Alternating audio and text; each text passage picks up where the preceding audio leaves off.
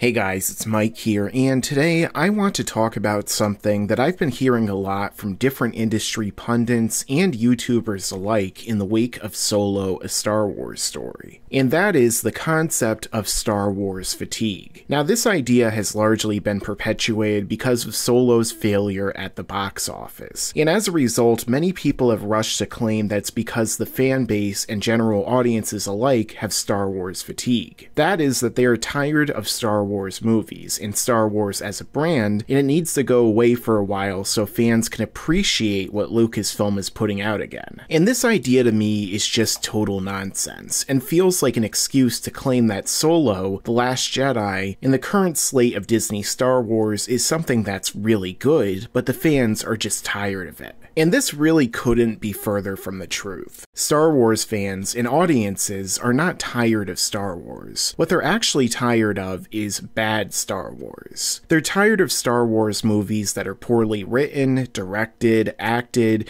and especially in the case of Solo, Star Wars movies that are nothing more than a cash grab retread of an origin story about a character who, for all intents and purposes, already had an origin story in the original trilogy. And Star Wars fans are also tired of being disrespected by those in control of Lucasfilm, and who are, as a result, dictating what happens in these films. And that largely falls at the feet of Kathleen Kennedy and Rian Johnson, who have seemingly made it their goal to insert as much political messages into these films as possible, while at the same time changing or removing the elements of Star Wars that made it so resonate with fans in the first place. So it seems obvious that fans are not tired of the Star Wars brand. Now let's take a look at the MCU as an example, another Disney property which has actually been well handled. For a decade now, the MCU has told a story of a number of different heroes with their own film series set in the same cinematic universe. You have Captain America, Iron Man, Thor, Hulk, the Guardians of the Galaxy, and more with their own films. And then the MCU uses these characters in crossover films while incorporating each of their own various stories, quirks, and so on in the crossovers. And this sort of setup has happened over 3 phases, with each tending to expand the world more and more. Now, all of this has happened over the course of 10 years and has encompassed over 18 movies. Yet despite many people saying that superhero or Marvel fatigue is on the horizon, it still has yet to come. In fact, the Marvel movies have only continued to grow more successful, with the sequels typically earning more at the box office, and in the case of the Avengers films, becoming massive cultural phenomenons. So if Marvel, who has put out nearly 20 movies in 10 years,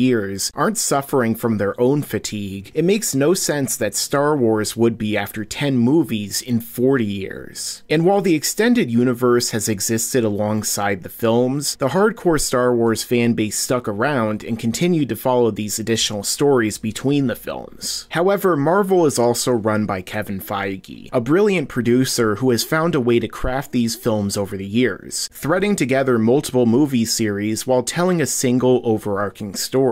Feige is also clearly a fan of Marvel who knows his stuff and also knows when to rein in directors who seek to deviate from his plan. In these sorts of cinematic universes, auteur theory is often at odds with the overall vision, and Feige understands that. However, Lucasfilm, on the other hand, is run by Kathleen Kennedy. Kennedy in no way seems to be a real hardcore fan of Star Wars, and only seems to look at the franchise as a way to make money and spread her own political and philosophical viewpoints. She also doesn't have a clear goal or direction with these films like Feige does with the MCU, or know how to stick to one, as Rian Johnson came in and was given free rein by Kennedy to do whatever he wanted with The Last Jedi. This even meant throwing away J.J. Abrams' outline for the trilogy and allowing Johnson to undo or subvert every single thing that he set up in The Force Awakens. Kennedy was also the one who sat down with George Lucas, the creator and previous overseer of the Star Wars franchise, and said she would be devoted to protecting the characters and the universe. She was even given an outline of the sequel trilogy by Lucas. However, when she took over Lucasfilm, Lucas's ideas were either thrown away or dragged drastically altered. And we all know what she allowed Rian Johnson to do with Luke Skywalker. Luke was the new hope of the galaxy who would do anything in his power, even throwing away his own life, to save his evil father. This was the same father who killed most of the Jedi and countless other people at the command of his master. Yet Luke refused to believe Vader could not turn, and eventually he did, which led to the death of the Emperor and the end of the Galactic Empire. Yet come The Last Jedi, Luke tries to murder his own nephew in his sleep because he feels that he's been tempted to the dark side. He then runs away after he fails, only to return as a force projection and reveal that he's given up hope that Kylo will ever be good again. And that's how Luke's story ends, not as the triumphant return of the Jedi, the man who basically saved the galaxy and put his life on the line so many times despite the odds, but instead it ends with him as a failure. And naturally, fans who know the franchise and the character of Luke Skywalker, and even the fans who just watched Episode 7, were upset with Lucasfilm for all of these decisions. And for many fans, Star Wars died with Episode 8. And for others, they became disenfranchised when Lucasfilm and those who refused to accept reality attacked the fans, saying that Star Wars wasn't for them, and that they couldn't understand what Johnson was doing in the film. However, as time wore on, it became more and more apparent that these problems wouldn't just go away. And many fans saw only one option, which is to no longer support the current Star Wars, or at least until Kennedy, Johnson, and those forcing it down this path are no longer in their positions of power. And with Solo coming out, a film that fans had no interest in seeing to begin with, and with it seeming like they weren't being listened to, they made the decision to do what consumers do and voted with their wallets. Many outright boycotted the film and made a movement out of this, and clearly it was effective because of what happened at the Solo box office. Then, in the continuing fallout, even many of the biggest supporters of Lucasfilm started realizing that the false narrative of fatigue, fans being bigots, and more was nothing more than a false reality created by those who can't acknowledge the truth. So once again, there is no real Star Wars fatigue. Fans are not tired of this great brand and IP, but rather the way it's being presented now and who is in charge of it.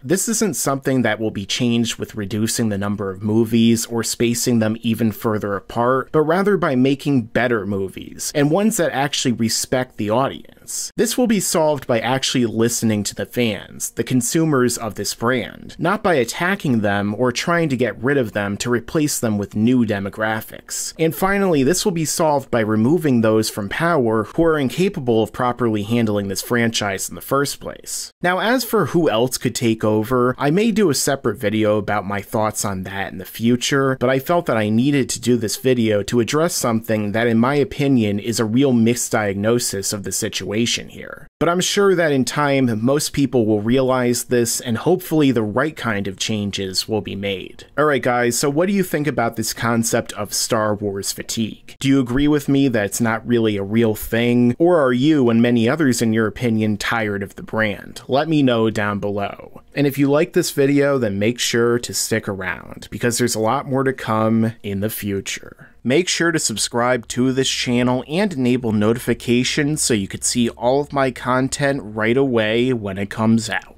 Yeah, and you better subscribe, enable those damn notifications.